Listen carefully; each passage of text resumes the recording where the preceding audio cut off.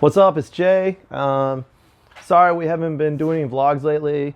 We're going to be working on the 240 primarily. It's going to be the next project car, and we're going to focus on that a lot. And so far, and then we're going to take the Evo out. We're going to beat the crap out of it, see what happens, see if we don't break anything, hit some events up, and that's about it. We got another project car that we're going to be taking on a road trip. It's a 1986 323. It's going to be awesome. We're going to see if it makes it. And we're going to take the car and put together at a $1,000 budget. So see how that goes, right? And the good old Subaru's doing great. You know, we blacked out the trim here. The chrome's gone. I'm really happy with the car. It makes a great chase car. It gets everything done that we needed for stuff, and it gets us out to events that we don't want to take. Gets us out to events where we don't want to take the Evo. You know, if we're going to go cross country, which we're going to start going to events farther. So on that note, we'll catch you next video, and check out the UCM Kensington meet now.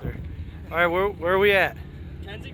Kensington Park? Yes, sir. Yeah, this is the UCM Kensington meet. Yes, sir. That's what's up. That's what's up.